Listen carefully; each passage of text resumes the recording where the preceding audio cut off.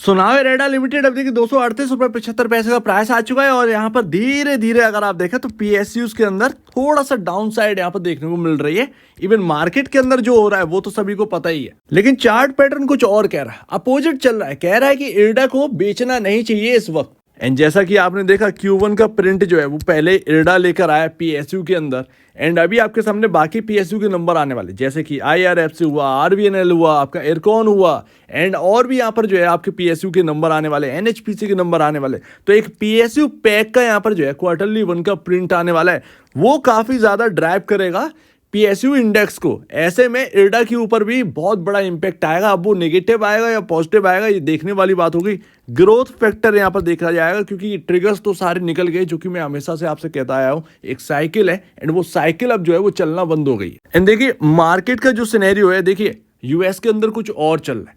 यहाँ पर अभी रिसेशन आया नहीं है, एक नंबर से पता नहीं चल जाएगा कि वहां पर रिसेशन आ गया है। वहां पर अभी तक फेड का मेंबर कल के दिन खुद ही कह रहा है कि एक नंबर से आप कैसे यहाँ पर जो है ओवर रिएक्ट कर रहे हैं। ये तो अभी तय भी नहीं हुआ कि रिसेशन आए, एक यहाँ पर नंबर आए और आप यहाँ पर जो है आने वाले नंबर्स देखिए तब जाकर कुछ समझ में आएगा। बट यहाँ पर हुआ क्या, इंटरेस्ट रेट कट हुआ नहीं। होप एक लंबे टाइम से बन रही थी मार्केट के अंदर, मार्केट लगातार दौड़े जा रहे थे एंड ये हुआ नहीं। तो वो एक ना प्रेशर बनाने की कोशिश करेगी फेड के ऊपर कि देखिए कितना सीरियस हो सकता है मामला।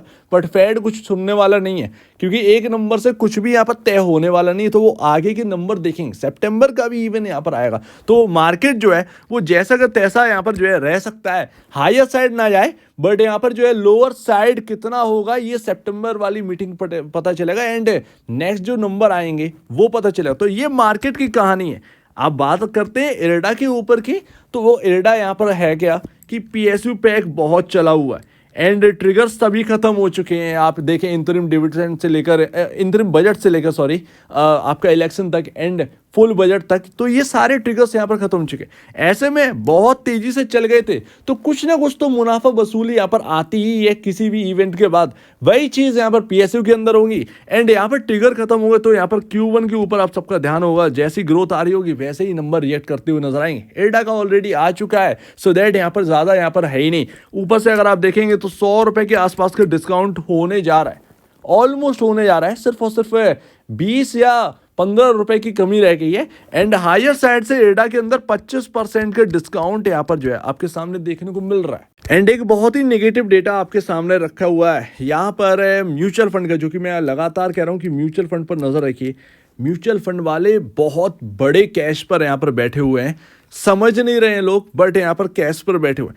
And UTI banking and financial services ने होल्ड करते थे पिछले महीने 2,80,000 शेयर्स यहाँ पर इरडा के। 1,80,000 शेयर्स की प्रॉफिट बुकिंग कर ली है। 64.68% यहाँ पर बुकिंग हो चुकी है एंड 1 लाख शेयर्स बचे हैं जिसकी वैल्यू 2.63 करोड़ है। एंड यहाँ पर आप वैल्यू मत देखिए कि इतना बड़ा है, ये देखिए कि UTI ने प्रॉफिट बुकिंग कर ली है। एंड देखिए अमेरिका से मत डरिए, अभी ये सिर्फ और सिर्फ डराने वाला खेल है। बट मैं आपको बताता हूँ कि यहाँ पर अगर आप जापान के मार्केट देख रहे हैं तो वहाँ पर जो यान का बढ़ना हुआ वो थोड़ा सा दर्दनाक हो गया। मार्जिन कॉल आ गई, मार्जिन कॉल फिल्म भी है, उसको देखना चाहे तो देख लीजिए। मार्जिन कॉल होता क्या है समझ में आ जाएगा आपको, ये सारी चीज़ें आपको पता चल जाएंगी, आप मार्केट को और बेहतर तरीके से समझ सकते हैं। तो ये सारी चीज़ें समझिए। क्रेडिट के ऊपर काम कर रहे थे, वही थोड़ा सा यहाँ पर प्रॉब्लम दे गई, तो वो सारे मार्केट में, बट हमारे मार्केट में ऐसा नहीं है। हालांकि हाँ पैसे खींचे जाते हैं और अगर इरडा में भी पैसा डला होगा तो वो पैसा खींचा जाएगा। एंड यहाँ पर ऐसा कुछ खास पैसा डला नहीं है, ऐसा नहीं है कि FIIs 19-20% होल्ड कर रहे हो, तो ऐसा कुछ है तो आए नहीं है, राइट। बट मैं आपको बताऊं कि अगर ये इकोनॉमिकली प्रॉब्लम आ गई तो यहाँ पर NBFC हुआ बैंकिंग पर ये खासा असर डालते। एंड आपके सामने ये रिएक्ट करता हुआ नजर आएगा 8 अगस्त को इरडा का शेयर, बिकॉज ऑफ RBI की मीटिंग एंड इंटरेस्ट रेट के ऊपर जो है वो फैसला आना है। एंड सीधी सी बात है, फैसला एक ही आएगा, जो पहले था वैसे ही है, सेम। यहाँ पर जो है ना रेट कट होने ही नहीं है, ना बढ़ने ना घटने हैं, जो था स्टिल वैसे ही सेम रखेंगे, क्योंकि अमेरिका में वैसे ही डिसीजन आया। बट मैं आपको बता दूँ इकोनॉमिक प्रॉब्लम जब आती है ना तो बजाज फाइनेंस जैसी, SBI कार्ड जैसी कंपनियां प्रॉब्लम आती हैं। आप देखेंगे इरडा के बिजनेस पर कोई बड़ा इंपैक्ट नहीं पड़ेगा। मैं सिर्फ और सिर्फ बिजनेस पर बता रहा हूँ, ना कि स्टॉक के ऊपर। यहाँ पर बजाज फाइनेंस हुआ, जियो फाइनेंशियल सर्विसेज हुआ, ये जिस तरीके के इनके बिजनेस हैं, ये बिजनेस इकोनॉमिक प्रॉब्लम में फंसते हैं। इरेडा यहाँ पर जहाँ टैकल कर रहा है वो बिजनेस यहाँ पर जो है वो फंसने वाला नहीं है, वो एनपी नहीं बनते, ये ध्यान रखिए। वो कंपनी को दिए गए हैं, पावर आप जानते हैं, पावर में टैकल कर रहे हैं, तो पावर में सीधी सी बात है, पावर सबकी नीड है, इलेक्ट्रिसिटी सबको चाहिए है, तो बिजनेस पर कोई बड़ा डैमेज यहाँ पर पड़ता नहीं है। बट बस मैं अभी भी एक क्वेश्चन यहाँ पर रखता हूँ कि अभी स्टिल डर है। देखिए तैयार रहिएगा, ये Q1 का जो प्रिंट आएगा ना बाकी PSUs का, वो थोड़ा सा ध्यान रखिएगा। ट्रिगर खत्म हो गई, अब ग्रोथ की बारी आ गई, अब लोग ग्रोथ देखें। अगर नहीं आई ना ग्रोथ, कहीं ना कहीं जो हाल पहले हो चुका है, स्टॉक गिर गए थे क्वार्टरली नंबर की वजह से, वो हाल फिर से दोबारा आ सकते हैं। मार्केट का सिनेरियो वैसे भी खराब है, हाई वैल्यूएशन स्टॉक तो वैसे भी ये बने बैठे हैं, सो दैट ये थोड़ा सा दिक्कत भरी बात आ जाएगी। अब वो क्या होगा वो 8 अगस्त को जाने, वो पता चल जाएगा। बट मैं अभी भी कहता हूँ कि प्राइस टू बुक वैल्यू पर इस जगह पर खरीदना एडा के स्टॉक को जस्टिफाई नहीं करता है, ये बात समझिए। ट्रिगर की वजह से जितना यहाँ पर तेजी आनी थी वो हम लोग प्रिडिक्ट कर चुके थे जनवरी में, ठीक है। अभी आपका अगस्त चल रहा है, जनवरी में हम लोग प्रिडिक्ट कर चुके थे कि इस तरीके से होना है, एंड ये सारी चीज़ें हुई और वो प्राइसिंग आपको देखने को मिली, राइट। बट अब यहाँ पर जो है ना, ये 7.29 का यहाँ पर पी रेशियो जो sorry price to book value है, वो बिल्कुल भी एक ना कंट्रोल से बाहर है, वो थोड़ा सा ना अलग है। एंड ग्रोथ हायर साइड अगर आप देखें तो Q1 के नंबर्स में आपको देखने को मिलती नहीं है। तो मैं बस यही कहूँगा कि मार्केट का सिनेरियो थोड़ा सा खराब है, वीक है, एंड मैं बस इतना ही कहूँगा कि यहाँ पर नई खरीदारी से थोड़ा सा बचे। पुराने लोगों को जो करना है वो करिए। किसी ने लंबे नज़रिए से देखा होगा, किसी ने यहाँ पे शॉर्ट टर्म से देखा होगा, तो शॉर्ट टर्म वाले पैसा कमा रहे हैं, आपको निकल जाना चाहिए था उस ट्रिगर के खत्म होने के बाद, जब ये 310 का था। एक बार ट्रिगर खत्म, आपको प्रॉफिट बुक कर लेने चाहिए, साफ सी बात है। तो वो एक सीधी सी बात समझ में आ रही थी। अभी हाल फिलहाल में आपके सामने एक डिस्काउंट देखने को मिल रहा है, बट चार्ट ये कह रहा है, लास्ट चार्ट ये कह रहा है कि बॉस शायद अभी बेचना नहीं चाहिए, ये पुराने लोगों के लिए, बट खरीदना नहीं चाहिए। पुराने लोग जो होल्ड कर रहे हैं उनके लिए है सिर्फ।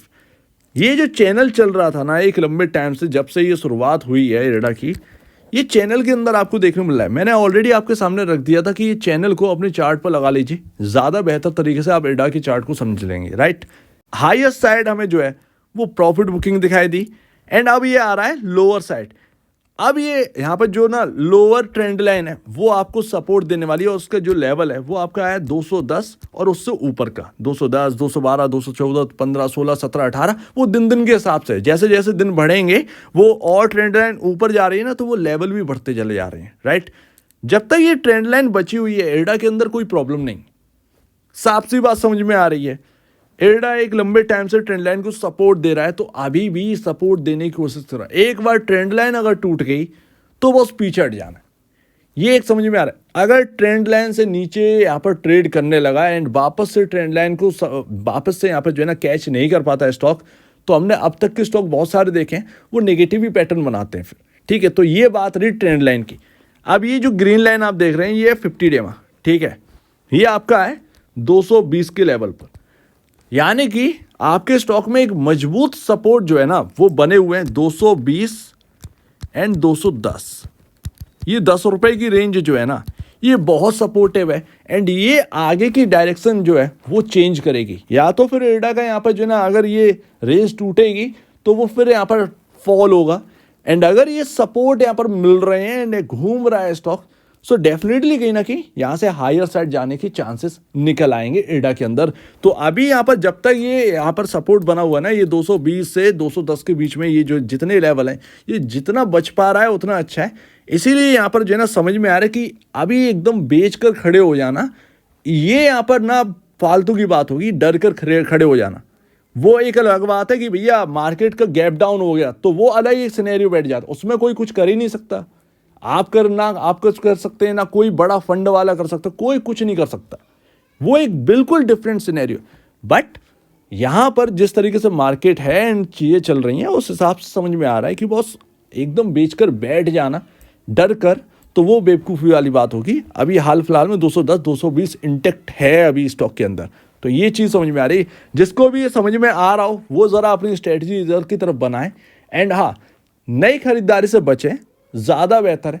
पुराने लोग जो भी करना चाहें वो करें, एंड आपके सामने जो चार्ट है वो कुछ ये बोल रहा है, ये मेरा पर्सनल व्यू है। आपका क्या स्टडी बैठती है इसके ऊपर वो आप देखिएगा। सो उम्मीद है काफी कुछ आपको समझ में आया होगा। एक बार निवेश से पहले या बेचने से पहले अपने ब्रोकर एंड एडवाइजर से जरूर सलाह लीजिएगा। खुद की स्टडी करिएगा, उससे बेहतर कुछ भी नहीं, खुद की स्टडी मस्ट है। तो आप दीजिए मुझे वीडियो देखने के लिए बहुत धन्यवाद दोस्तों।